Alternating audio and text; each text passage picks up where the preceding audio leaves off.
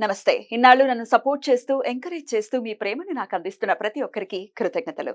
అలాగే ఈ వీడియో కూడా ఖచ్చితంగా మీకు ఉపయోగపడుతుంది. లైక్, షేర్ అండ్ సబ్స్క్రైబ్ చేసి మీ సపోర్ట్‌ని నాకు అందించండి. అలాగే ఈ వీడియో పట్ల మీకున్న అభిప్రాయాన్ని కామెంట్ సెక్షన్‌లో కామెంట్ చేసి తెలియజేయండి. ఇప్పుడు వీడియోని చూద్దాం.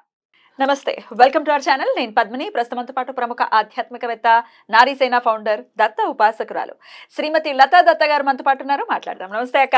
నమస్తే రాజయ్య గురుదత్త. శ్రీ గురుదత్త. అక్క, ఇంట్లో డెఫినెట్ గా ఒక పాజిటివ్ ఎనర్జీ ఉండాలి, పాజిటివ్ వైబ్ ఉండాలి for the better mental well being కదా. పాజిటివిటీ అనేది ఉంటే ప్రశాంతంగా ఉంటుంది. ఆ ఇల్లంతా ప్రశాంతంగా ఉంటుంది. చాలా మందిలో మనం అబ్జర్వ్ చేస్తాం, ఏంటో నేను ఇంటికి వెళ్ళాలని లేదు అని అంటారు. అంటే డెఫినెట్గా సమ్ నెగటివిటీ ఇస్ దేర్ అని అనుకోవచ్చు. మరి పాజిటివిటీని పెంచుకోవాలి అని అంటే ఖచ్చితంగా మనం పాటించాల్సినటువంటి విధి విధానాలు ముందుగా ప్రతి ఇంట్లో కూడా సూర్యరశ్మి పడేలా చూసుకోవాలి. గుబ్బియంలో ఉన్నటువంటి ఇల్లులు ఉండకూడదు. ఆ వెలుతురు అనేది ఇంట్లో పడేలా చూసుకోవాలి. సూర్యకిరణాలు ఇంట్లో అంటే అట్లీస్ట్ ఆ వెలుగు అనేది ఇంట్లో పడాలి. తర్వాత ఎయిర్ ఆక్సిజన్ ఫ్లో లేకుండా ఉంటాయి కొన్ని ఇల్లు. అవును, ఆక్సిజన్ అసలు ఉండదన్నమాట ఇంట్లో. అప్పుడు నెగిటివ్ ఎనర్జీయే ఫామ్ అవుతుంది. తర్వాత ముఖ్యంగా ప్రతి ఒక్కరు కూడా బాత్రూమ్ల విషయానికి వచ్చేసరికి శుభ్రంగా ఉండవు. అసలైన నెగిటివ్ ఎనర్జీ బాత్రూమ్స్ నుంచే స్టార్ట్ అవుతుంది. దాన్ని శుభ్రపరచుకోవాలి. ఆ డోర్ గడి పెట్టి ఉంచాలి ఎప్పుడు కూడా. దాన్ని ఓపెన్ గా ఉంచకూడదు, క్లోజ్డ్ ఉండాలి. మనకి పాజిటివ్ ఎనర్జీ ఇంట్లో ఫామ్. ఎందుకంటే ఇప్పుడు అన్ని మన కర్మకి ఇంట్లోనే కదా బాత్రూమ్స్ అన్ని ఇదివరకు రోజుల్లో ఎక్కడో పెరట్లో లోపల అవును ఉండేది. అసలు దాంతోనే అసలు ఎక్కువ నెగిటివ్ ఎనర్జీ అనేది వస్తుంది అనమాట. అందుకే దాన్ని ఎప్పుడూ శుభ్రంగా ఉంచుకోవాలి, కడుక్కుంటూ ఉండాలి, ఫ్రెషనర్స్ అనేవి పెడుతూ ఉండాలన్నమాట. తర్వాత ఇంటి ముందు కూడా శుభ్రంగా ఉండాలి. గుమ్మం, లక్ష్మి రావాలి ఆ ఇంటికి అని అంటే గుమ్మం ముందు ముగ్గు ఉండాలి ఖచ్చితంగా. తర్వాత ప్రతి ఇంట్లో కూడా దీపం ఉండాలి. ఆ దీపం అనేది ఎవరు పెట్టట్లేదు, నిత్యం పెట్టట్లేదు. ఏదో పూజ చేసుకొని ఎప్పుడైనా గురువారాలు శుక్రవారాలు చేసుకుంటామండి, రోజు మాకు తీరుకుండదు అనే వాళ్ళు చాలా మంది ఉంటారు. కానీ ఆ ఇంటి ఇల్లాలు రోజు దీపం వెలిగించుకుంటే చాలా లక్ష్మీకరం, పాజిటివ్ ఎనర్జీ వస్తుంది. ఈ విషయాలు మాకు అందరికీ తెలుసు అని అనుకుంటారు కానీ పాటించరు. ఇంకో ముఖ్య విషయం ఏంటంటే చాలా అన్నెసరీ అన్వాంటెడ్ థింగ్స్ ఉంటాయి ఇంట్లో. ఆ వస్తువులతో పాటు ఇంట్లో నెగిటివ్ ఎనర్జీ ఫామ్ అవుతూ ఉంటుంది. అవన్నీ కూడా ప్రతి అమావాస్య రోజు తీసి పడేస్తూ ఉండాలి. అమావాస్య రోజు ఇంకా చాలా మంది కిచెన్ లో మందుల్ని పెట్టుకుంటారు, వేసుకునే బీపీ షుగర్ టాబ్లెట్స్ అనేవి కిచెన్ లో పెట్టుకోకూడదు. అవి దానివల్ల కూడా నెగిటివ్ ఎనర్జీ ఫామ్ అవుతుంది. కిచెన్ లో అనేది అస్సలు పెట్టుకోకూడదు. ఇంకా ఇంటికి ఎదురుగా తూర్పు దిక్కులో తులసిని పెట్టుకోవాలి, తులసి మాత. ఆ తులసి ప్లాంట్ వల్ల మనకి మెంటల్ స్టెబిలిటీ అనేది వస్తుంది. ఆ ఇంట్లో సుఖమైన వాతావరణం వస్తుంది అనమాట. సుఖశాంతులు ఉంటాయి సమృద్ధిగా. ఏ ఇంట్లో అయితే తులసి ఉండదో అక్కడ నెగిటివ్ ఎనర్జీ ఎక్కువ ఉంటుంది. ఏ ఇంట్లో అయితే తులసి ఉంటుందో అక్కడ పాజిటివ్ ఎనర్జీ ఉంటుంది అనమాట. సంతోషం అనేది కూడా ఆ ఇంట్లో వస్తూ ఉంటుంది. ఇంకా ప్రతిరోజు కూడా ఏదైనా ఒక అరోమా క్యాండిల్ గాని, అరోమా క్యాండిల్ గాని, లేదా ప్రతి శుక్రవారము ధూపం వెలిగిస్తూ ఉండాలి ఆ ఇంట్లో. మర్చిపోకుండా ధూపం వెలిగిస్తూ ఉండాలి. ఇదివరకు రోజుల్లో ఉండేది కదా ఈ గుగ్గిలం వేయటం కూడా ఉండేది. గుగ్గిలం చక్కగా వేసేవారు, ఇంటి నిండా ధూపం పెట్టేసేవారు. ఇది చాలా ఇంపార్టెంట్ అన్నమాట. తర్వాత ఈ షార్ప్ ఎడ్జెస్ కార్నర్స్ ఉంటూ ఉంటాయి, అంటే ఫర్నిచర్స్ కి వాటికి ఇరిగిపోయిన ఫర్నిచర్స్ అవన్నీ అలాంటివన్నీ తీసి పడేయాలి, బయట ఉంచుకోకూడదు. ఇరిగిపోయిన అద్దాలు ఉండకూడదు, ఇరిగిపోయిన కుర్చీలు ఉండకూడదు, ఇరిగిపోయినవి ఏవి కూడా ఉండకూడదు. అక్క, ఈ ఫర్నిచర్ యుగంలో ఉన్నాం మనం. ప్రతిదీ అసలు మేము ఇంత పెట్టి ఫర్నిచర్ చేయించాము, హాల్కి ఇలా చేసాము, ఇట్లా రకరకాలుగా చక్కగా అందంగా తీర్చిదిద్దుకుంటున్నారు ఇల్లుని. అక్కడి వరకు బాగుంది. నేను ఒక వీడియోలో అన్నాను, ఏమంటే ఇల్లు కడుక్కోవాలి ఖచ్చితంగా, అమావాస్య వెళ్ళిన తర్వాత ఎలా అయితే దేవుడి గదిని శుభ్రపరచుకుంటామో మొత్తం ఇంటిని కూడా శుభ్రపరచుకోవాలి. తద్వారా డెఫినెట్గా ఒక పీస్ అనేది ఉంటుంది ఇంట్లో. అంటే నాకు నా పర్సనల్ ఎక్స్పీరియన్స్ కూడా, అలా ఇల్లులు కడుక్కోవడానికి కుదరదు అపార్ట్మెంట్ కల్చర్ వచ్చాక అని నా వెరీ క్లోజ్ వాళ్ళు అన్నారు. నేను ఆశ్చర్యపోయా.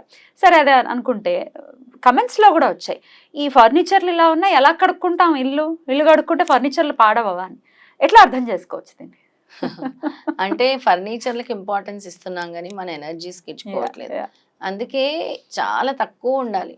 ఏదైనా కూడా. అంటే మా ఇంట్లో కూడా Hmm. ఒక్కోసారి ఎక్కువ ఉందని ఫీల్ అవుతాం ప్రతి ఇంట్లో కూడా. Hmm. కానీ ఇల్లు కడగటం వల్ల చాలా నెగిటివ్ ఎనర్జీ అనేది పోతూ ఉంటుంది. Hmm. మనం ఒక ఇంట్లోకి మారినప్పుడు ఎక్కడికైనా వెళ్ళినప్పుడు ఆ ఇల్లు శుభ్రంగా కడుక్కునే వెళ్తాం కదా.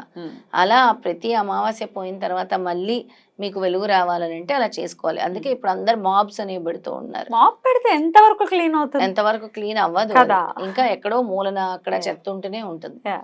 అందుకని ప్రతి సంవత్సరం అంటే ప్రతి Hmm. 3 నెలలకు ఒకసారైనా ఈ కడిగే ప్రాసెస్ పెట్టుకోండి. Yeah. ప్రతి నెల అమావాస్య కాకపోయినా Hmm. పండగలప్పుడు ఇప్పుడు దసరా వస్తుంది, నెక్స్ట్ Definitely. వినాయక చవితి వస్తుంది, అప్పుడైతే అన్నప్పుడు డెఫినెట్ ఖచ్చితంగా గా కడగాలి. కడుక్కుంటారు. మాప్ పెట్టేటప్పుడు కూడా రాక్ సాల్ట్ వేసి Hmm. కొంచెం పసుపు వేసి పెట్టుకోండి. వారానికి ఒకసారైనా, ప్రతిరోజు కాదు, Hmm. వారానికి ఒకసారైనా అలా చేయండి. దాని వల్ల కూడా నెగిటివ్ ఎనర్జీ పోతుంది.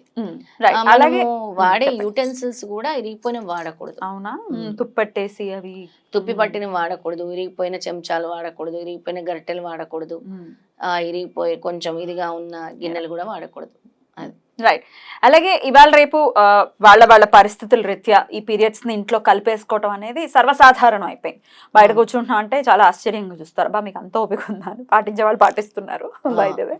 అయితే ఈ కలిపేసుకున్నప్పుడు మరి డెఫినెట్ గా కొన్ని ఈ ఇల్లు కడుక్కోవడం, శుభ్రపరచుకోవడం అనేది ఖచ్చితంగా చేసుకోవాలి కదా. అవును, చేసుకోకుండా పాజిటివిటీ రమ్మంటే ఎక్కడి నుంచి వస్తుంది? రాదు. ఇంకొకరు చాలా మంది అసలు ఈ పక్క బట్టలు అనేవి కూడా మార్చరు. దానివల్ల ఎక్కువ నెగిటివ్ ఎనర్జీ ఉంటుంది. మనం యూజ్ చేసే బెడ్షీట్స్ కానీ టవల్స్ కానీ చాలా నీట్ గా ఉండాలి. ప్రతి 2 రోజులకు ఒకసారి మీ టవల్ వాష్ చేసుకోవాలి. అలాగే బెడ్షీట్స్ కూడా ఇమ్మీడియట్ గా దులుపుకోవాలి. తర్వాత చేస్తామంటే కాదు, ఉదయం లేవగానే దులిపేయాలి బెడ్షీట్ అనేది. దాని వల్ల కూడా చాలా వరకు నెగిటివ్ ఎనర్జీ అనేది.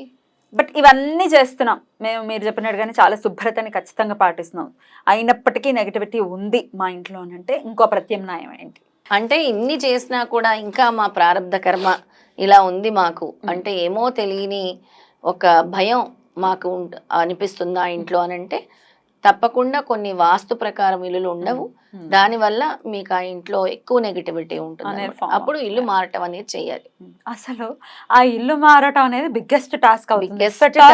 నెగటివిటీ చాలా అసలు పోనివ్వదు కదా. పోనివ్వదు. చాలా మంది పద్మిని మేము ఇల్లు కట్టుకున్నాము, సొంత ఇల్లు కట్టుకున్నాం, కట్టుకున్న తర్వాత మాకు ఒంట్లో బాగుండట్లేదు, కట్టుకున్న తర్వాత మా బిజినెస్ బాగాలేదు. మీరు కట్టుకునేటప్పుడే జాగ్రత్తగా వాస్తు ప్రకారం కట్టుకోవాలి.